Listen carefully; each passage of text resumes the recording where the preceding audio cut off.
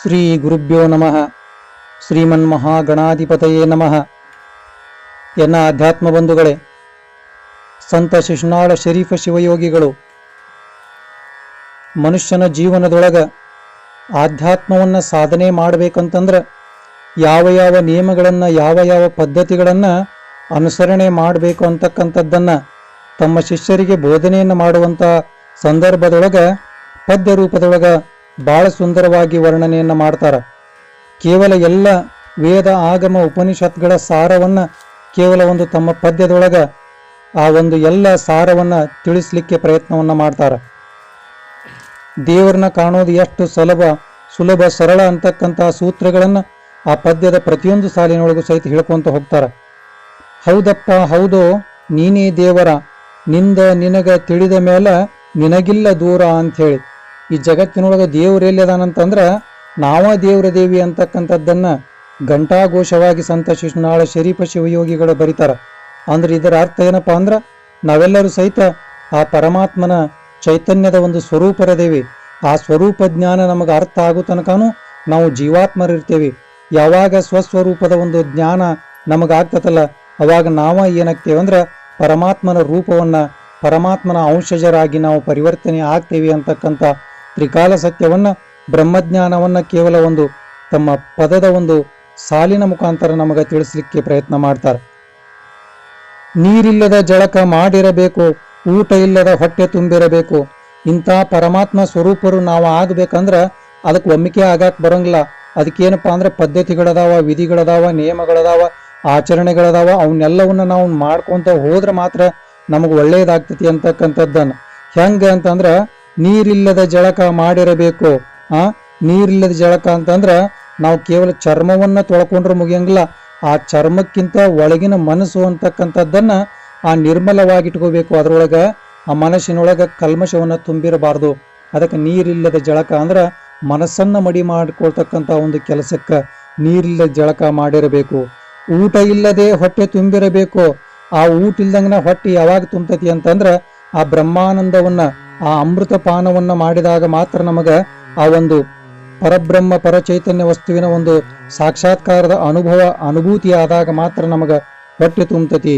ನಿದ್ದೆಯೊಳಗೆ ಸದಾ ಎಚ್ಚರ ಇರಬೇಕು ಅಂಥೇಳಿ. ನಿದ್ದೆಯೊಳಗೆ ಎಚ್ಚರ ಇರೋದು ಹೆಂಗಂತಂದ್ರೆ ಆ ಹಠಯೋಗ ಸಾಧನದೊಳಗೆ ಇವೆಲ್ಲ ಬರ್ತಾವ. ಆ ಹಠಯೋಗ ಸಾಧನದೊಳಗೆ ಆ ಪ್ರಾಣವಾಯುವನ್ನ ಕುಂಭಕದೊಳಗೆ ಏರಿಸಿಕೊಂಡು ಕುಂತಂತ ಸಂದರ್ಭದೊಳಗೆ ಜೀವ ಐತಿನೋ ಇಲ್ಲ, ಮುಟ್ಟಿದ್ರೆ ಜೀವ ಇಲ್ಲ, ಆದ್ರೆ ಜೀವ ಪ್ರಾಣ ಹೋಗೈತಿನೋ ಪ್ರಾಣ ಹೋಗಿಲ್ಲ. ಅಂತಹ ಒಂದು ಸ್ಥಿತಿಯೊಳಗೆ ಆ ಹಠಯೋಗ ಸಾಧಕರು ಕುಳಿತಿರ್ತಾರ. ಅದಕ್ಕಾಗಿ ಏನಂತ ಕರೀತಾರಂದ್ರೆ ಅದು ನಿದ್ದೆಯೊಳಗನ ಸದಾ ಎಚ್ಚರ ಇದ್ದಂಥ ಒಂದು ಸ್ಥಿತಿಗೆ ಆ ಒಂದು ಹಠಯೋಗ ಸಾಧಕರೆಲ್ಲರೂ ಸಹಿತ ಪ್ರಯತ್ನ ಮಾಡ್ತಿರ್ತಾರ. ಅದರಿಂದ ಆ ಪರಮಾತ್ಮನ ಒಂದು ಏನು ಪ್ರಾಪ್ತಿ ಆಗ್ತತಿ ಅಂತಕ್ಕಂಥದ್ದನ್ನ ಸಂತ ಶಿಶುನಾಳ ಶರೀಫ ಶಿವಯೋಗಿಗಳು ಬರೀತಾರೆ. ತಂಬಾಕಿಲ್ಲದ ಬತ್ತಿ ಸೇದಿರಬೇಕು. ತಂಬಾಕಿಲ್ಲದ ಬತ್ತಿ ಅಂತಂದ್ರ ಕೆಸರಿನೊಳಗೆ ಹುಟ್ಟಿದಂತ ಕಮಲ ಹೆಂಗ ಆ ಕೆಸರನ್ನ ಹಚ್ಕೊಳ್ದಂಗ ತಾನು ನಿರ್ಮಲವಾಗಿ ಪವಿತ್ರವಾಗಿರ್ತದಲ್ಲ, ಹಂಗ ಆ ಮನುಷ್ಯನಾಗಿ ಹುಟ್ಟಿ ಬಂದ ಮೇಲೆ ಈ ಕೆಸರಿನ ರೂಪದೊಳಗ ತಂಬಾಕು ವಿಷದ ಒಂದು ಪದಾರ್ಥ. ಅದಕ್ಕೆ ಆ ವಿಷದ ರೂಪದೊಳಗ ಆ ವಿಷಯಗಳಿರ್ತಾವಲ್ಲ, ಆ ಎಲ್ಲ ವಿಷಯಗಳನ್ನ ಹೊರತುಪಡಿಸಿ ಆ ವಿಷಯಗಳೇ ಬ್ಯಾರೆ, ನಾನಾ ಬ್ಯಾರೆ ದನಿ ಅಂತಕ್ಕಂಥ ಒಂದು ಭಾವನೆಯನ್ನು ತಾಳಿಕೊಂಡು ವಿಷಯಗಳಿಗೆ ಅಂಟದಂಗ ನಾವೇನು ಮಾಡ್ಬೇಕಂದ್ರೆ ಸದಾ ಆ ಭಗವಂತನ ಒಂದು ನಿಶೆಯೊಳಗೆ ನಾವು ಇರಬೇಕು ಅಂತಕ್ಕಂಥದ್ದು.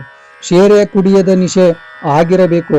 ಹೆಂಗೆ ಯಾವಾಗ ಆಗ್ತತಿ ಅಂತಂದ್ರೆ ಸದಾವಕಾಲ ಆಧ್ಯಾತ್ಮದ ಚಿಂತನೆಯನ್ನ, ಭಗವಂತನ ಒಂದು ಆ ಕಥನವನ್ನು ಮಾಡುವಂಥವ್ರಿಗೆ ಯಾವುದಪ್ಪ ಅಂದ್ರೆ ಶೇರೆ ಕುಡಿದಂಗನ ಆ ಭಗವಂತನ ನಿಶೆ ಏರ್ತಾ ಇರ್ತತಿ. ಆ ಭಗವಂತನ ಒಂದು ಗುಣಗಾನ ಕಥನವನ್ನ ಮಾಡ್ಕೊಂತ ಕುಂತ್ರ ನಮಗೇನಾಗ್ತದಪ್ಪ ಅಂದ್ರೆ ಆ ಪರಮಾತ್ಮನ ಒಂದು ನಿಶೆ ನಮಗೆ ಏರ್ತತಿ. ಅದಕ್ಕೆ ಶೇರೆ ಕುಡಿಯದಂಗನ ನಮ್ಮೆಲ್ಲರಿಗೂ ನಿಶಯ ಆಗ್ತತಿ ಅಂತಕ್ಕಂಥದ್ದು. ಎಬಡ ತಬಡ ನಾಲಿಗೆ ಬಿದ್ದಿರಬೇಕು. ಎಂಥವ್ರಿಗೆ ನಾಲಿಗೆ ಬೀಳ್ತತಿ ಅಂತಂದ್ರ ಈ ಆಧ್ಯಾತ್ಮ ಸಾಧನೆಯೊಳಗೆ ಓಂಕಾರದ ಅರ್ಥವನ್ನು ತಿಳಿದು ಅದರ ಅನುಭವವನ್ನು ತಮ್ಮ ಒಂದು ಜೀವನದೊಳಗೆ ಸಾಕ್ಷಾತ್ಕರಿಸಿಕೊಂಡವರಿಗೆ ಮಾತಾಡಿದ್ರು ಅಷ್ಟ, ಬಿಟ್ಟರು ಅಷ್ಟ. ಅದಕ್ಕಾಗಿ ದೇವರನ್ನ ಕಂಡವರೆಲ್ಲರೂ ಹೆಂಗಿರ್ತಾರಂತಂದ್ರೆ ಮಾತನಾಡದಂಗ ಮೌನಿಯಾಗಿರ್ತಾರ. ಸರ್ವಜ್ಞನು ಭಾಳ ಚಂದ ಬರಿತಾನ. ಆ ಬ್ರಹ್ಮವನ್ನು ಕಂಡವ್ರು ಹೆಂಗಿರ್ತಾರಂದ್ರೆ ಮೂಕರಂಗಿರ್ಬೇಕು, ಸತ್ತವರಂಗಿರ್ಬೇಕಂತ ಹೇಳಿ ಬರಿತಾನ. ಅದಕ್ಕೆ ಅವರಿಗೆ ಮಾತಾಡ್ತಕ್ಕಂಥ ಒಂದು ಭಾವನೆನ ಅಳೆದು ಬಿಟ್ಟಿರ್ತೈತಿ. ಯಾಕಂದ್ರೆ ಯಾವುದ್ರ ಬಗ್ಗೆ ಮಾತಾಡ್ಬೇಕಲ್ಲ ಅದ ಬಂದು ಸಿಕ್ಕಂತ ಸಂದರ್ಭದೊಳಗ ಮಾತು ಶೂನ್ಯವಾಗ್ತತಿ, ನಶ್ವರವಾಗ್ತತಿ ಅಂತಕ್ಕಂಥದ್ದು. ಅದಕ್ಕೆ ಅಂತಹ ಓಂಕಾರದ ಅರ್ಥವನ್ನ, ಆ ಓಂಕಾರದೊಳಗೆ ಪರಮಾತ್ಮನನ್ನ ಅರ್ಥ ಮಾಡಿಕೊಂಡವರಿಗೆ ಆ ಮಾತಾಡ್ತಕ್ಕಂಥ ಅವಶ್ಯಕತೆ ಇರುವುದಿಲ್ಲ. ಮೋಜಿಲೆ ಹೋಗಿ ಶಿಶುನಾಳ ದೀಶನ ಪಾದಕ ಬಿದ್ದಿರಬೇಕು.